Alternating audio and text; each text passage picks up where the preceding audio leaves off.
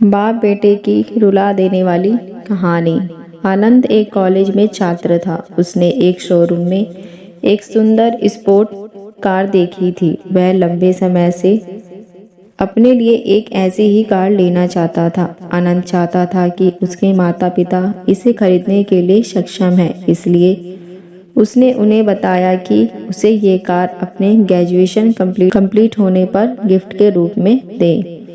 देखते ही देखते वह दिन भी आ गया और पिता ने जेम्स को अपने निजी कार्यालय में बुलाया। उन्होंने उसे कहा कि मुझे तुम्हारे जैसे बेटे पर बहुत गर्व है। उन्होंने उसे बताया कि वह उससे इतना प्यार करता है और उसे एक प्यारा रैपर से लिपटा हुआ उपहार दिया। आनंद उस छोटे से गिफ्ट के डिब्बे को देखकर निराश महसूस करने लगा, लेकिन वह जानने के लिए उत्सुक था कि ऐसा क्या था उस बॉक्स में। इसलिए उसने बॉक्स तुरंत खोला और उसमें एक लाल कपड़े से लिपटी भागवत गीता देखी।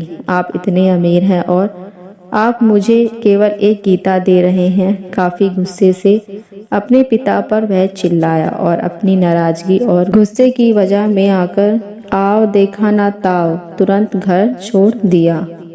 काफी साल बीत गया। आनंद एक सफल व्यवसायी बन गया था। वह अपने जीवन में खुश था। उसका शादी हो चुका था और उसके 2 बच्चे थे। उसका परिवार एक सुंदर घर में रहता था, लेकिन उसके पिता के साथ टूटे रिश्तों के कारण उसकी आत्मा अभी भी दुखी थी।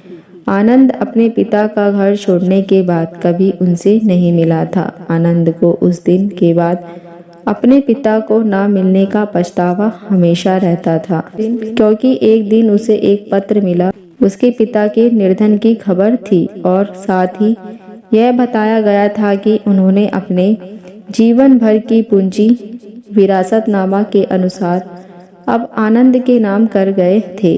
उसने अपने पिता की सारी संपत्ति विरासत में मिली। तब आनंद अपने पिता के घर पहुंचा और कुछ महत्वपूर्ण कागजों की तलाश करने लगा और गलती से उसे वही भागवत गीता का उपहार लिपटा हुआ मिला, जिसे देखकर वह फिर से उसे उदासी का एहसास हुआ। उस गीता को उसने अच्छे से देखा तो उस पर अपने पिता की हैंडराइटिंग में कुछ लिखा पाया। उस पर लिखा था, मैं खुद को बेचकर भी हर सपना पूरा करूंगा तेरा, बस तू सपने जरा बड़े देखना। ये बाप नहीं तेरा दोस्त बोल रहा है।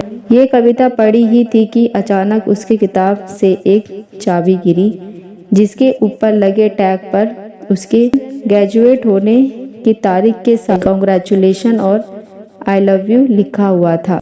आनंद के सिर के ऊपर से उसके पिता का साया तो पहले ही उठ चुका था और आज उसकी जिंदगी की सबसे बड़ी गलती के बारे में जानकर उसके पैरों के नीचे से जमीन ही खिसक गई। इस दिन आनंद की आंखें और रूह दोनों पछतावे के आंसू रोए। ये कहानी आपको कैसी लगी मुझे कमेंट करके ज़रूर बताएं। अगर आप हमारे चैनल पर नए हैं तो मेरे चैनल को सब्सक्राइब, लाइक, शेयर ज़रूर करें। अब मिलते हैं नई कहानी के साथ। देखने और सुनने के लिए धन्यवाद।